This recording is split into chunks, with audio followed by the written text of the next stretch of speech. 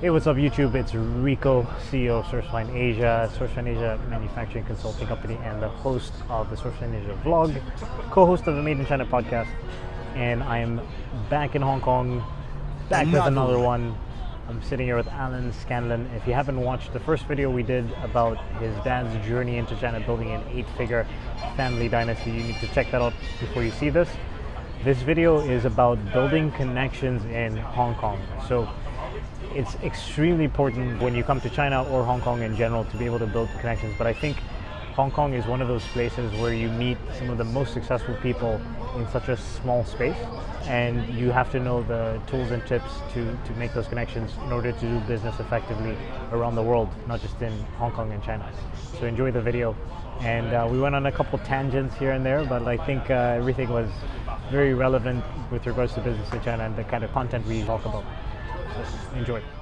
What's up YouTube? It's Rico here, CEO of Sourcefine Asia, and I'm here with a quick message from our first ever sponsor, Bailey & Brooke. Before I get into what they do, I just wanted to show you a little bit. Like, I'm hanging out in Makati in downtown Manila, Philippines. It's Gramercy residence. There's a swimming pool downstairs, there's a gym over there. Got a nice little spot here while I'm staying in Manila. So Bailey & Brooke is the international brand for Tipperary Crystal. Tipperary Crystal started off as an Irish manufacturer of glassware, crystalware, lots of beautiful accessories that they made, and now they've branched out and become the #1 gifting company in Europe. And they won numerous awards for their packaging and design, whether it's things like gift boxes to Christmas ornaments to watches, men's and women's watches, rose gold, beautiful stuff, handbags, bracelets.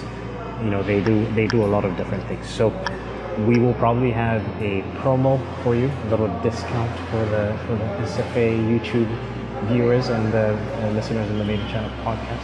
I have a link in the description below, probably a link somewhere over here in the video. And I hope that you guys can go there and buy some accessories, get a gift for your mom, get a gift for your girlfriend, get for your boyfriend. This is equal society. Also, by the way, Alan Scanlan, one of the co-owners of Bailey & Brooke, was on the YouTube channel with the videos that we did where I interviewed him in New York. So if you want to check those out, you can get to know him as a person and see all the cool things that he's doing. Really, really good stuff. Amazing design. The first time he contacted me, he sent me their website, and I was pretty blown away. So definitely check that out, and I will see you guys signing off from Manila.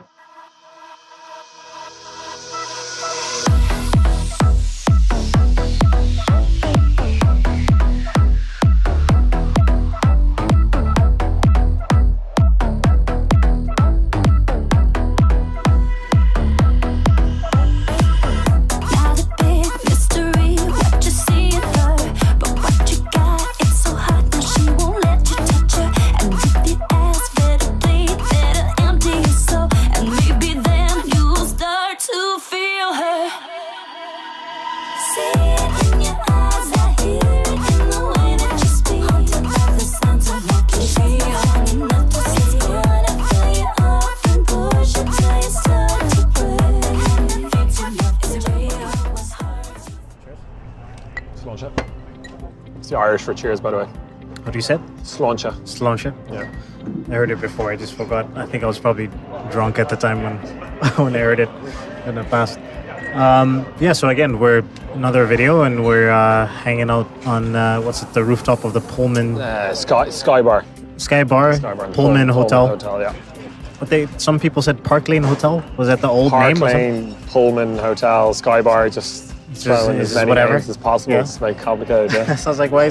Because I told the guy, I was like, Pullman Hotel, and he's like confused, and then I told him the address. It's like Park Lane Hotel. I was like, wait, but yeah. Okay. I think Pullman's the group. Yeah. There's the Park Lane Hotel. Okay. I think. All right, but yeah, rooftop. It's beautiful. Nice little view. Yeah. Nice little view. Nice night in Hong Kong. Yeah, I mean, nothing beats this. Like, it just, every time I come back to Hong Kong and I do something like this, I just get reminded as to why I eventually want to be here. Get out of mainland China. But in all fairness, this is the best time of year as well. Like this, you think so? Weather-wise, so the humidity November, December. It's like 24 I think degrees. for Guangzhou, I say the best time is like September, October. Yeah, but I also don't mind. I don't mind the humidity, because for me the alternative would be like freezing -30 degrees. Yeah, true. I'd prefer to be sweating than freezing. Yeah, I don't mind it. Falls off. But this is better than Guangzhou right now. This is really nice. This is this is perfect. It is. It's perfect weather. All right. So speaking of, obviously, it was a love fest for Hong Kong. Like you moved to Hong Kong officially when? 19 months ago. 19 months ago. 19 months ago. So I had been coming out for the last 9 or 10 years. Yeah. With work, with factory visits, audits, and then the exhibitions in Hong Kong as well. And then, what made you decide? You know what? Fuck it. Like I really just want to come and live there. I've always loved the place, mind you. For the first 3 or 4 years coming to Hong Kong, I spent all my time in Kowloon. I didn't know what the island was, which is what we're on at the moment. Yeah. And I was out here with our old MD, who was a fair bit older than me, but an old school businessman. The first time I came to Hong Kong, he brought me to Pizza Hut. It was my first meal. And then, just didn't experience life over on the island until about 3 or 4 years in, and then started making friends on all my trips, coming out here, good Irish community out here. And then, I just really needed to have a change. I was actually going to get into the restaurant or bar business, but... You told me you had a buddy that had opened up a couple restaurants, right? So there's a friend of mine out here, Cahill. He has been out here for 13, 14 years, and he owned several bars, Rulabula, Sullus, all nice Irish names, Keela. He's now got out of it, he's in gyms. But I was talking to him about potentially doing this kind of healthy, kind of like dig in the States, farm to table concept, but not a lot of farms in Hong Kong, so that was quickly thrown out the window. But along those healthy type of salad buzz, that was all the big craze a couple of years ago. Now, absolute blessing in the skies that I didn't do that, because that whole industry in Hong Kong is very, very difficult. I think there's 60,000 restaurants in Hong Kong. Yeah. And they just open and close by the month if they don't do well. All my friends who were in the bar industry are all out of it now. Again, it's all big groups that own all these bars and restaurants. So It's not just your single bar or 2 or 3. So a bit of a blessing in disguise that I didn't do it. And then the opportunity with the family business came up when we decided to launch the Bailey & Brook brand. We thought it would be a good idea to hub it out of Hong Kong. The 2 biggest trade shows of the year being the Gifts and Premium and the Mega Show here. And then just having that whole perception and that base of being in Hong Kong and right in China's doorstep where all the goods are made, so I can jump in and out to factories very easily. And it just gives off a better look for the company as well. I think it shows that more international. Exactly, and we're going for it. We're not just going to go, let's base it out of Dublin and we'll do the same thing what we're doing there. We're really pushing to try and there's probably a bunch of other companies that are just located in Dublin that are sourcing from China. Yeah, exactly. They don't really have boots on the ground. And they have their Hong Kong office. Yeah. So we really wanted to really have a go at it, and I wanted to move, so it kind of all worked out nicely. And as well, I think it's a nice comfort for my brothers to know that they have me out here. They're not just hiring some sales guy. Yeah. Because you've got that immediate trust, obviously, and the kind of drive from my end to try and grow it. So it's been a crazy 19 months, as we touched on in the video. And the one thing that I love about here is the buzz, but the connections and the people you're meeting. It's a very, very different city. You seem to run into these really successful entrepreneurs and business owners in everyday life. Yeah. And if any everyday bars are, whereas in Ireland there's only a handful of them. In New York and London, they all hang out in certain areas that the average Joe just doesn't get into. You can't get into, but here it's very even different. Afford to get into. Like I've met a few really interesting characters who were at serious money and have serious businesses. And that was the thing that we were talking about in the previous video that we did. Is Hong Kong? There's literally just a cost of admission to be here. Right? Yep. So anybody that's just living here, it's really expensive. So there's that, and then the fact that this place is so small, and if you're talking about being an expat, like there's even a smaller community of that, of them.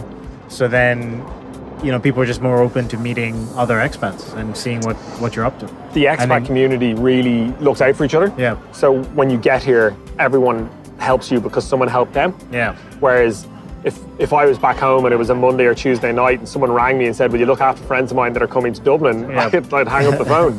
Whereas here, you go the extra mile because everyone does it for you, and you always meet that person for a coffee or meet them for lunch because you never know what comes of it or what might come of it. And definitely more happens than doesn't happen, for sure, with most of the people that I've met out here. Yeah.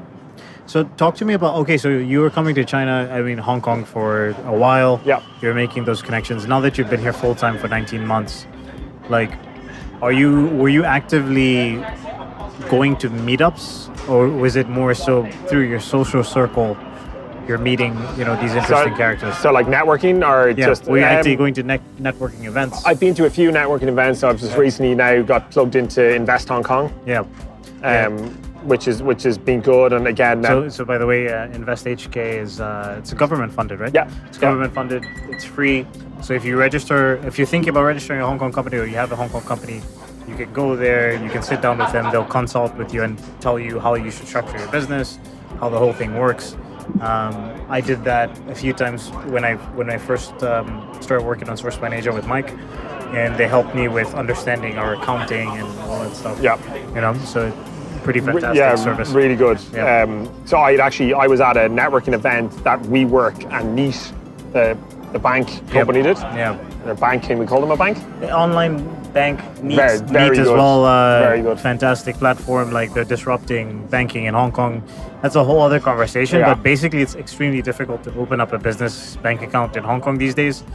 Unless you can prove that you've been running a business for a very long time or you have some business history. So Neat has an online platform. It's very easy to register with them. They don't have a physical location. Everything is done through their applications, and they're awesome. Yeah, really good. And recently, I think, 4 months ago, they started doing international payments. They've expanded into, I think at the time they launched with like 13 different countries. Yeah. Just yesterday, I got an email that they Vietnam? expanded to Vietnam, Yeah, Malaysia, Vietnam. like another 6 They countries. literally every couple of weeks they're Yep. doing something different and adding. Yep. So they'll get better and better. Their fees are a little high. Yeah. But the more they grow, they'll come down. They're gonna, that's the problem. Is like, for example, why I still use HSBC Yeah. most of the time The devil. is I watched that Netflix Dirty Money, yeah. and I was just like, yo, my bank is so gangster. Yeah. My bank is a fucking OG. Anyways, literally. but the reason why I use HSBC most of the time is just that the fees are a little bit lower. Yeah. And then, I can transfer anywhere. And their platform's very good. Their online banking is very good and all that. But the biggest thing for me is I have to withdraw large amounts of cash in mainland. With through HSBC or through Neat? Just in mainland. In general? Yeah, because like I keep most of the money in the Hong Kong accounts. I don't get paid into the Chinese accounts. Okay. So, and then I can't transfer foreign currency into mainland China. Yeah. So I have to take out cash and then I have to deposit it into my account. Okay. With HSBC, I can take out about $2,500 a day. Yeah. Which is fine, with salaries and all that stuff, for like rent, like that's 2 days of me taking out withdrawals. But with Neat, I think the limit is $1,000 a day. Yeah. And then of course, and then your fees. It's not even just $1,000 a day. Like the limit is like $300 per withdrawal. So I'd have to take out like 3 or 4 times. Is it that big in China? It's $25, I think, in Hong Kong, but like that's big. Yeah, as in I can only take out $300 to $400 cash out. Yeah, okay. I think the fees are similar, but like it's slightly higher in China. But they will, and they since I've been in Hong Kong, they've improved and added. It's a little bit better. So much more. It's a little bit better, but I was checking the other day, and it's still the same limitations in mainland, and that has to do with them not having connections and them starting off, and as they grow, as they make more money, as they make more connections, they'll be able to leverage those relationships. They've only been around for 6 years, I think, have they? Yeah. 5 or 6 years? Yeah, and they only launched the business platform last year, towards the end of last year. But like, it's a really good idea. Like I had so much hassle opening a bank. It's the future. It's the future. It's 100% the future. Like, I mean, they're so responsive. Like, I texted, it's beautiful, man. Like I had that question I think it was like 5 p.m. yesterday. I just sent a message on the app, asked a bunch of questions. I checked like an hour later. They responded within 10 minutes. Yeah. If that was HSBC, I would have called them. I would have been on hold for 15, 20 minutes. And then I would have been redirected to 2-3 different departments. Some idiot who doesn't know what they're talking and about. then I still wouldn't have gotten an answer. So no, they're very good. It's fantastic. Anyways, Which is also a benefit of them being small though as well, I think, because they're very customer service focused. Very, very much. Which is a problem with HSBC because they're so big. Yeah, they don't give a fuck about me, who's a little 6-figure company. I had to sign all these forms. I had to sign like 5 forms saying I wasn't American. Yeah. Oh, really? Yeah, they were like, you have to sign this form because you're not. I was like, you have my passport.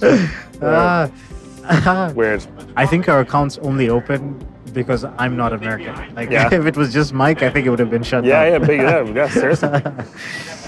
Okay, so back to you. Yeah, we went off there. You met Neat. And, I was at a networking event with Neat, and that's where I met Invest HK. I tried to go to as many networking meetings as I can, things that come up. Just being out here and just being introduced to whoever it is and links through, God, I've even, like the most interesting one was through my girlfriend who's from Hong Kong, and her friend, her dad is probably the most successful entrepreneur that's ever, or expat entrepreneur to come into Hong Kong, a guy called Bruce Rockowitz. It's worth debating. The most successful expat entrepreneur. I'd say he's up there as the next expat. Who is this guy, and why have I never heard of him? So his net worth is about $2 billion US. He came out here. He was coaching tennis in the Hong Kong club, so that's where he made all his connections, which is very smart. Like, he was a very good tennis player, Canadian guy. And he got into business with Alan Zeman. So Alan Zeman is the guy who invented Long Kwai Fong, the drinking area in Hong Kong. Oh, so he came up with the idea of putting that whole bar. That was all him. And Lang Kwai Fong, for the uninitiated, is Bar Street in Hong Kong. It's close to Central. Yeah, it's in banging Central on a big hill. Yeah, and it's on a big hill. And it's just like this crazy hill with a bunch of little dive bars and nightclubs and some bars on some high-end bars on rooftops and all that stuff. And everyone drinks on the street. Yeah, it's crazy. It's an insane experience when you're there. So Zeman had started that and was in branding and clothes, and him and Rockowitz, they created a brand together. I think it was a clothing brand. Not too sure what they exactly did, but they sold it to Li & Fung, who are probably the biggest sourcing company in the world, if not the biggest clothing sourcing company in the world. Huge Chinese operation. Zeman, at that stage, I think, stepped away from the business, and Rockowitz then moved in to Li & Fung and rose quite high in that. Made a lot of money. But I met him, as I said, through my girlfriend. Had an incredible day out on his yacht. Like, just different worlds. I think it was just a different level. A 60 foot yacht. I think it was 20 odd million US type of thing. I have a question about that. I was thinking about that as you were saying it. Did you ask how much it was? No, how did you? Because they were talking about he'd sold his old yacht to Zeman. He sold it to him, and he sold it for 15 million. And this was the upgrade, so instead that's what I'm sort of saying, about 20 million. But it was just like immediately when I think of 20-foot yacht, I'm like, how much does this thing cost? Like, it was nicer than I'd just be like hanging out on the yacht. I'd be jumping on Google, being like, how much does a 20-foot yacht? 60 foot. 60. How much is a 60 foot? They had the jet skis, and they have 5 full-time staff for the boat that they take out. How much do you pay staff on a yacht? Exactly. So I had a meeting with him, which was really interesting. I suppose just to get an insight onto someone, like he'd put a deal together that they sold a certain amount to Li & Fung for crazy money. So it was just really interesting to get that insight, and like nothing came of it, but that's the type of guy you're meeting that could make one decision that could change your life. Yeah. And then just in general, everyone out here is always kind of looking out for stuff. So you could be in a conversation with someone in a bar and they ask you what you do, and then they go, oh, I have a friend who's looking for this, looking for that, and then they make that connection and they do it. Yeah. They don't say it and not do it. So it's been really good in that sense.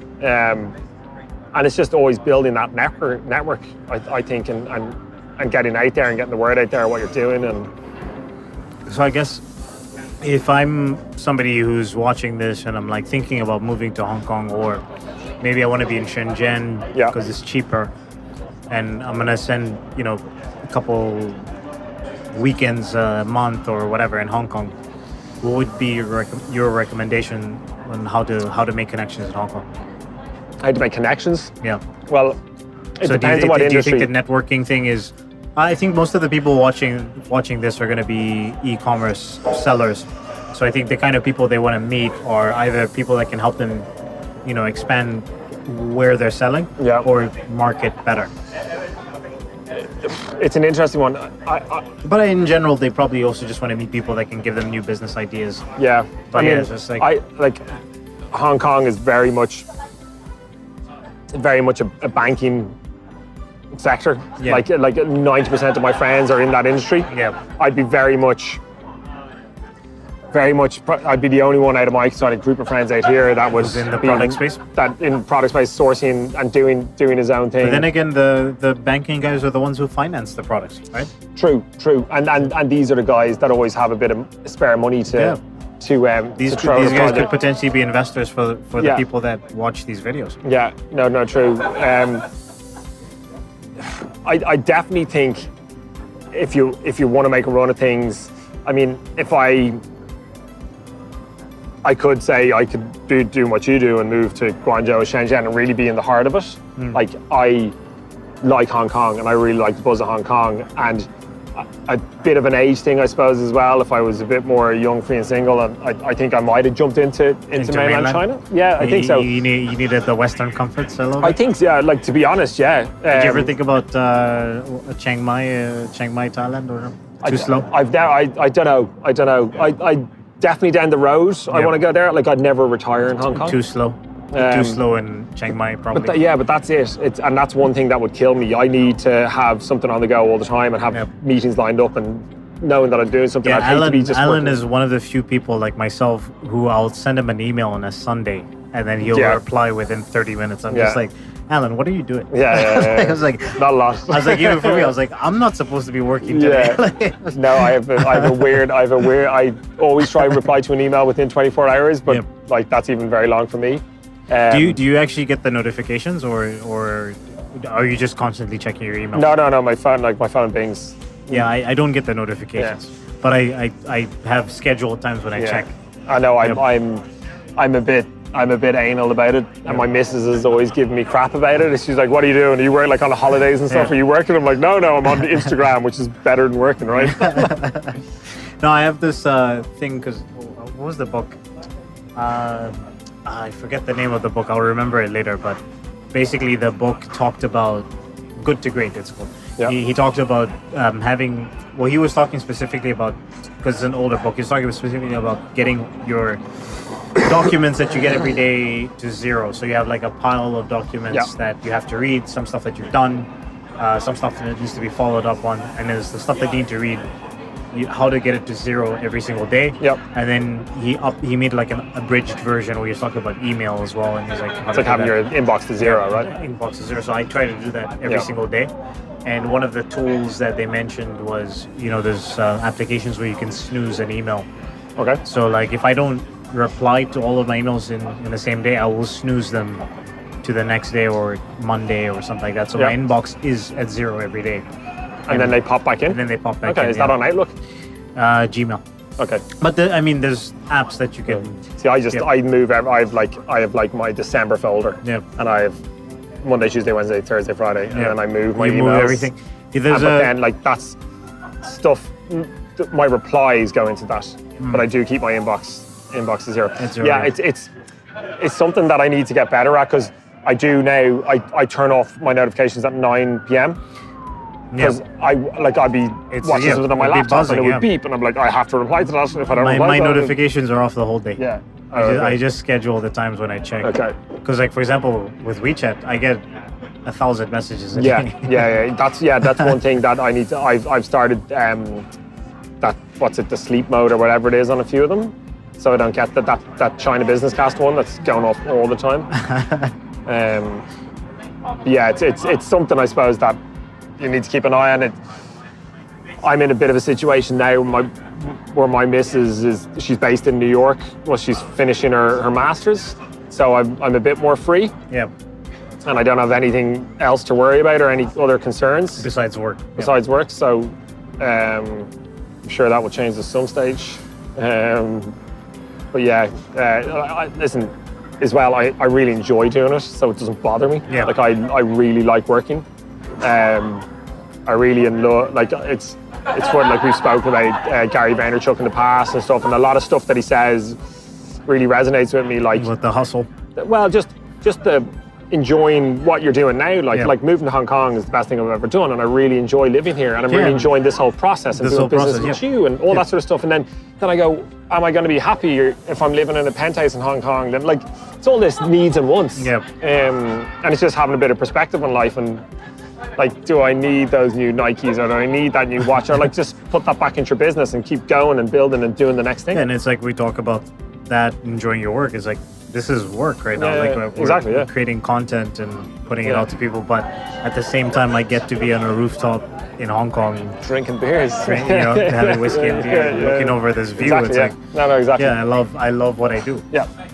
Which is, to me, is 90% of the battle. Like, how many friends do you have that hate their jobs and that on a Sunday dread going into Monday? Like, and as we said, like I work on a Sunday, so I'm like Monday is just the next day. It's not it's not like the start of work. Yeah, that's what. I remember I was talking to one of my friends, and she was saying like, oh, well, she said something about the weekend. I was like, I don't have weekends. What? I was like, I don't even know what that means. Yeah. Like, I work on Saturday. Sometimes I work on Sunday. Yeah. There's no difference to me between Monday. I go to an early gym class on a Saturday morning, and then have a nice breakfast and bring my laptop and work when I'm having my nice like whatever it is, eggs Benedict or whatever. I love that Saturday morning, like.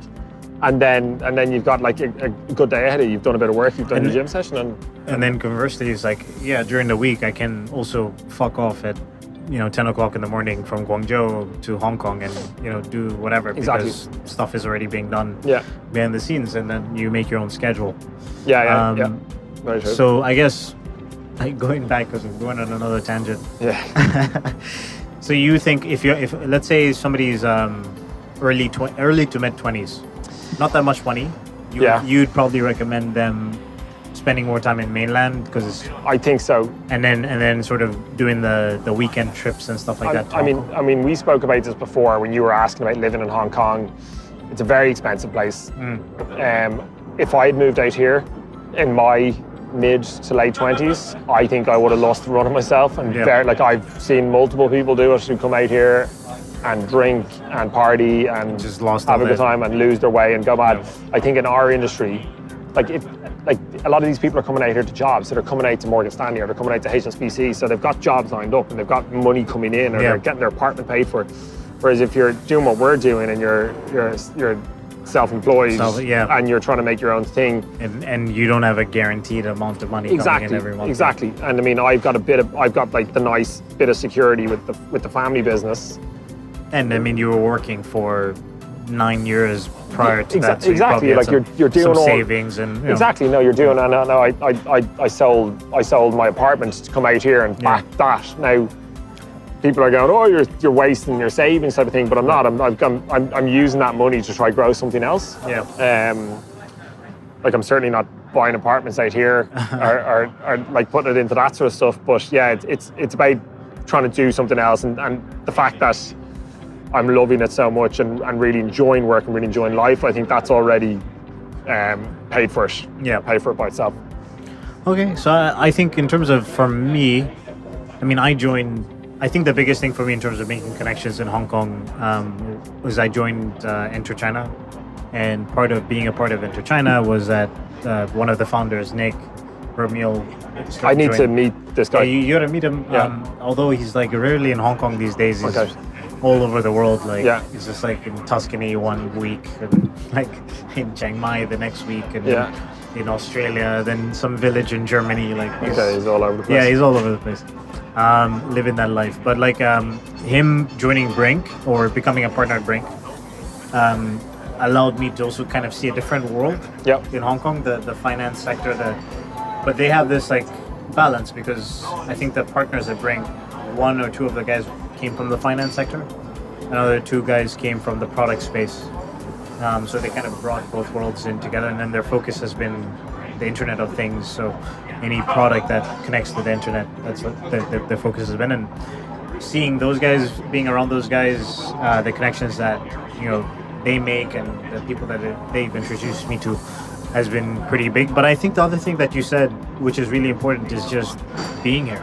So I think even just going out, like when I've gone out, sometimes I've been out at certain places and I strike up a conversation with somebody at the bar and they ask me what I do, and I'm like, hey, I run a manufacturing consulting company in mainland, and they're like, oh, take my business card, I'm X, Y, and Z managing director, and I have a buddy who is making this product, and whatever. Like it's always just people are so open to meeting new people. Yeah, especially 100%. expats. Yeah, 100%. yeah. And if you're just out, and also I think if you try to go to certain spots, like I remember we went to C'est La Vie with Nick, and I met somebody who became one of my clients, and she was like.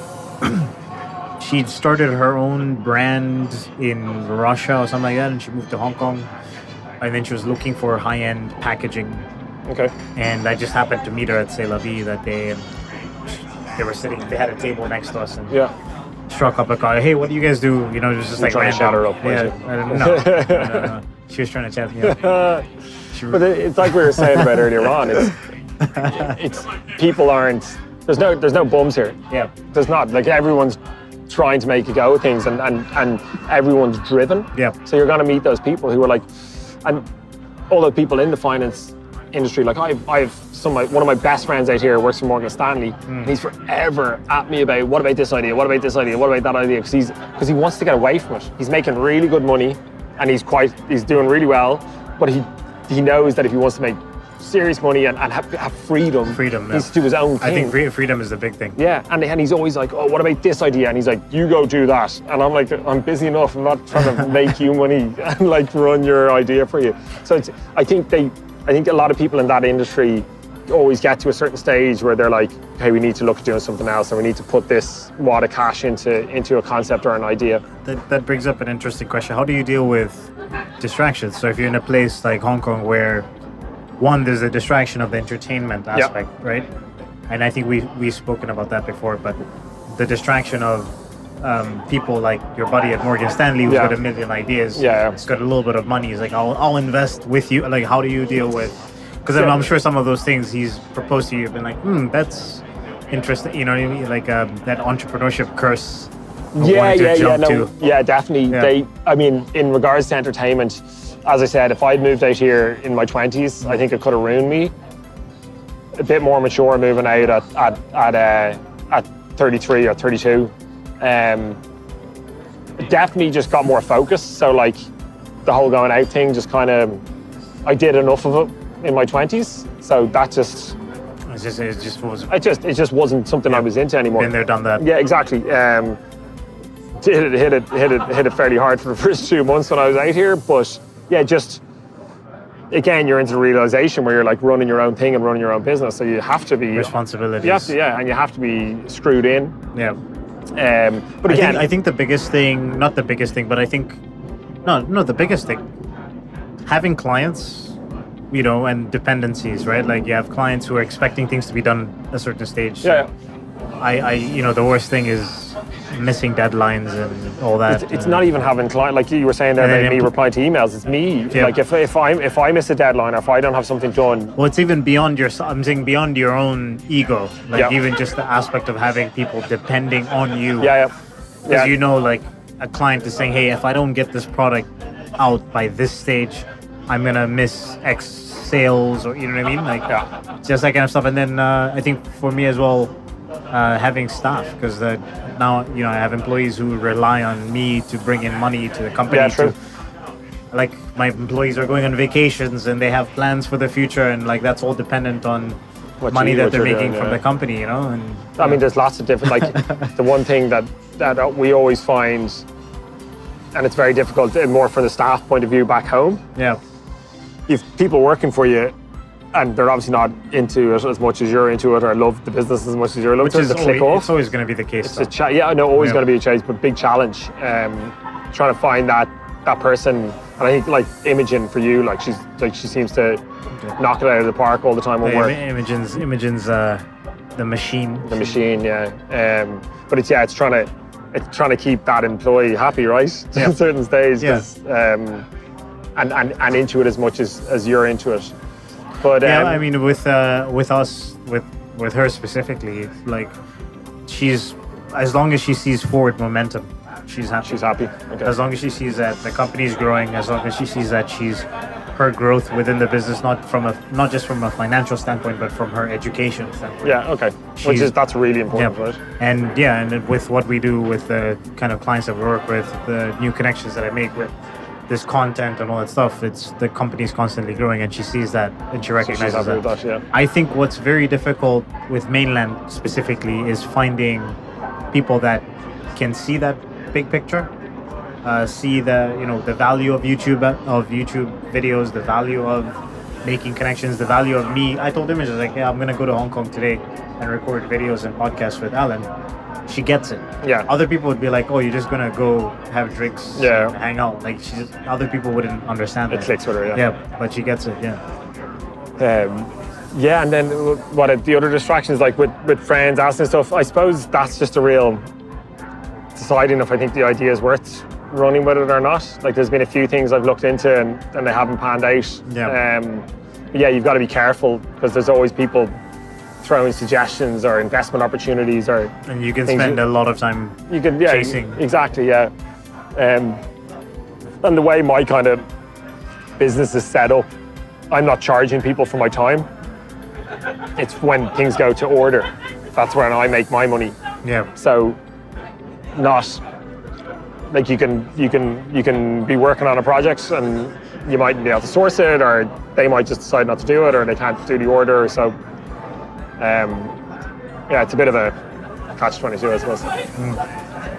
Yeah, and is there anything you want to add in terms of advice for young entrepreneurs out there? Should I come to Hong Kong, or to mainland China? Or what do you? I definitely think Asia is where the major growth in the next 5, 10, 15, 20 years is going to be. Really excited about Southeast Asia and Lazada and that area, that neck of the world with the e-commerce side of things. I think if you want to have a real go, I think Hong Kong for sure is a place that will kick you up the ass and really get you going. With the stuff that's going on in America, with Trump, I see a recession hitting in America end of next year, 2020, that will roll into Europe. Then you've got Brexit. I think we're in a good part of the world that's on the up. If it's not China and with the trade war, and that's going to be affected, but definitely Asia. And I definitely think it's strong enough. If I was going to pick a winner with all the trade war and that side of things, I'd be back in China every day. You heard it here first. Yeah. Yeah. Don't put money on that. All right. So we're signing off, and if people want to find you, where can they find you? So newlandsourcing.com and at TheSourcingDude on Instagram and Facebook. All right, guys. And of course, like, comment, subscribe. I'm trying to grow this channel. If you like this kind of content, then of course that's what you need to do. So we're signing off from the Pullman Suites in Hong Kong, rooftop, 27th floor. To feel her, see it in your eyes, I hear